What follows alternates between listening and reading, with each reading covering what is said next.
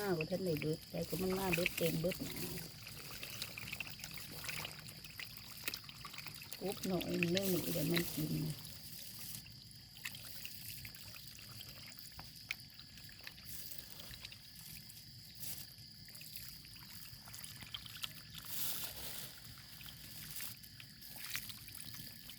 โอ้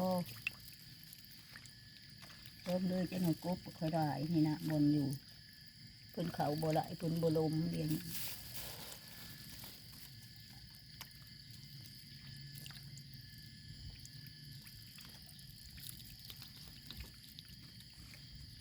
ไงเนาะไงไว้ไว้ที่กันตะกุ๊บหน่อย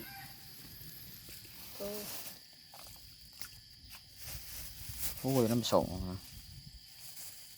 พวกตัวเป็นบางหน้าบ่เบิดมันเคยได้สมัยกินเงินเราโอ้ยหิว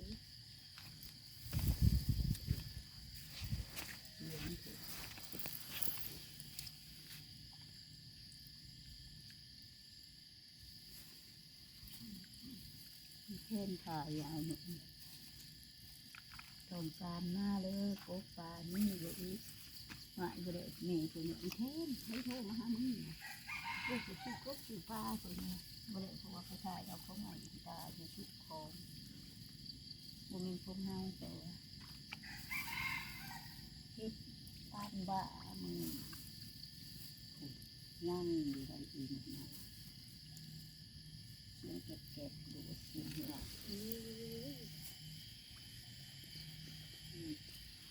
เลยไปถูกไม่หนีด้วยโว้ยหนีแล้วไม่ไปหัวได้เพราะมันคาตกนี่นะอีกทีก็นี่มันนะเนี่ย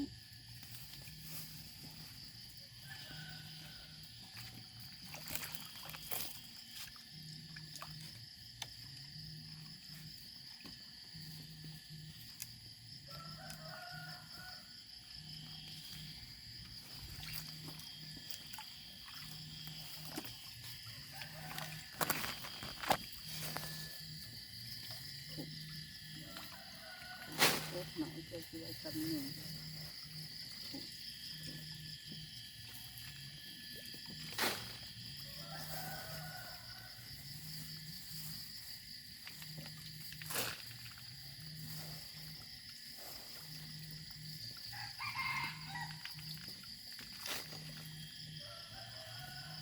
ต้มบริโภคเบิด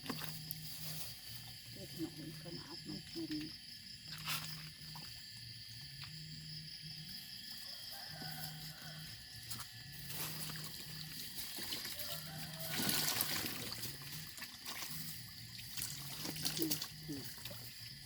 วันไว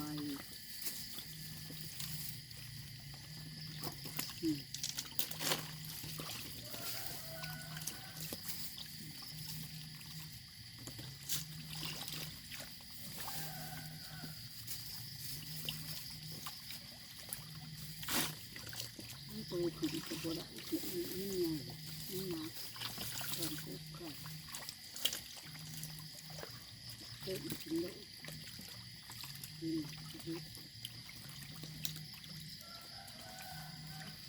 ันอิ่มกำ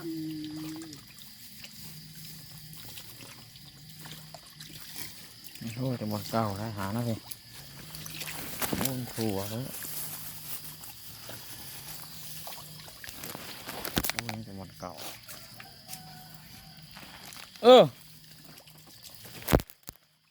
วันนี้บ่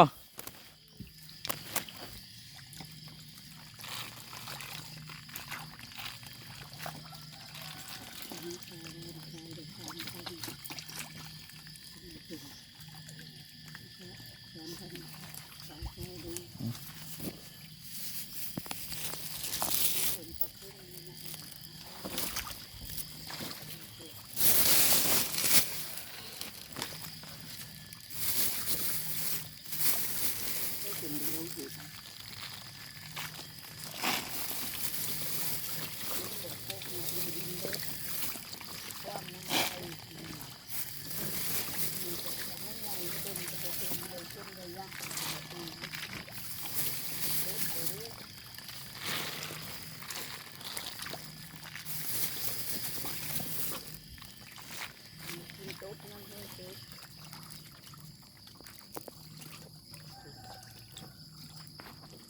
มันจะไหนแม่เพิ่นสิไปอีนายสิไป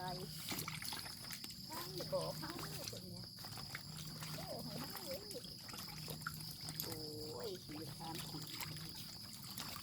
นี่ไม่ได้นี่ก็ก่อน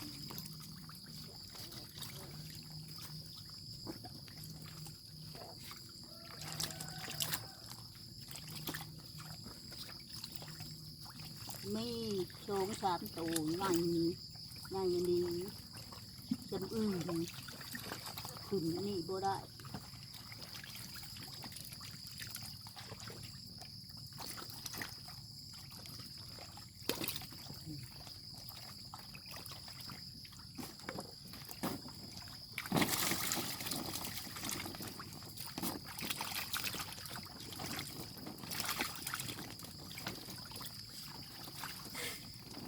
เพื่อนเบิ่งมันกินจน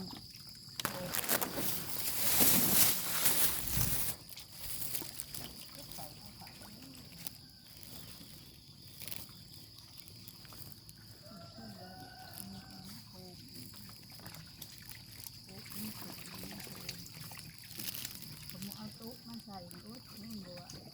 มันกินจนมันพุดเบิดสูดโคกกัน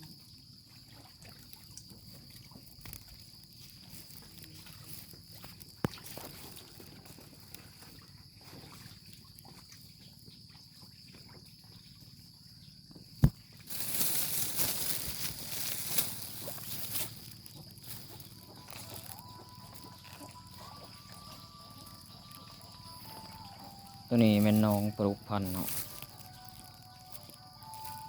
ปลูกพันธุ์น้อง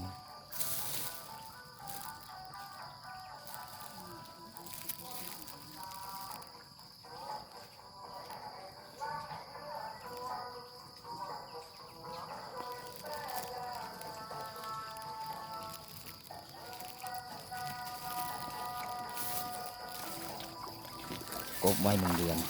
ตัวใหญ่พอสมควรเนาะ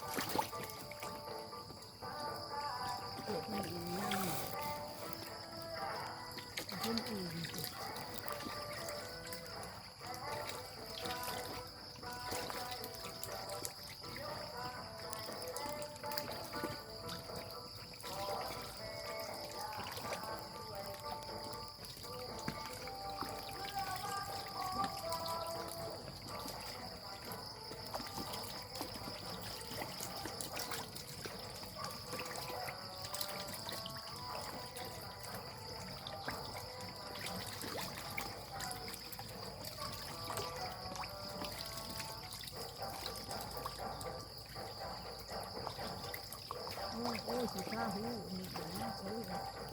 ไม่ได้ยังไงถึงหน้าเลยตัวลูกตัวหนึ่งลูกเป็นตัวชายหนึ่ง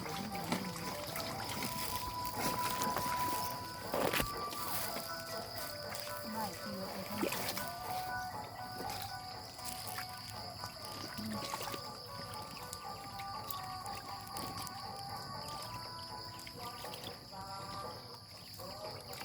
ตัวท่านมีถึงแค่นี้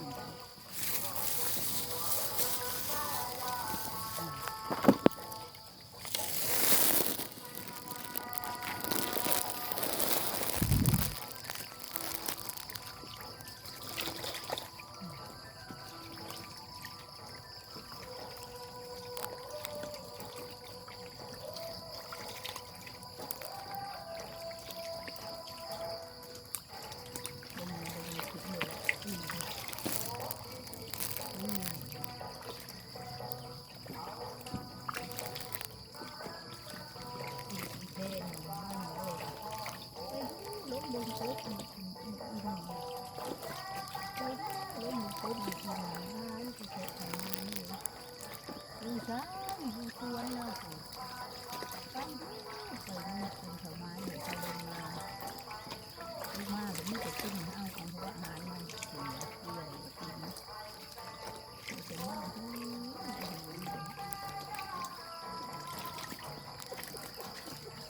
แม่บุตรเธอมีกี่รถ อืม แล้วนี่กี่รถ อืมนี่มันไปสร้างกบเนาะเลี้ยงกบ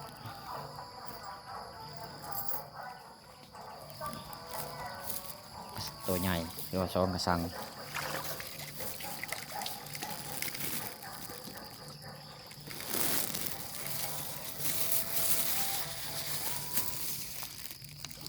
ง่ายมีจะกบหน้าง่ายมีบ่อินกบนี่ อืม เรื่องมันง่ายเดี๋ยวคือมันง่ายมันติดกันไม่ประคองหรือง่าย กบเนาะนี่เนาะกบไว้เดือนปลายเนาะถือว่าใหญ่พอสมควรเนาะใหญ่ไว้กบยอมรับเพราะว่ากินหัวอาหารกบเนาะบรรยากาศของฟาร์มกบเขาเนาะถือว่าติดภารกิจอยู่เทื่อช่วงก็เลยโจะไว้ก่อนเลี้ยงปลากดปลาลุกแล้วก็กบหลาดกบพันธุ์เนาะ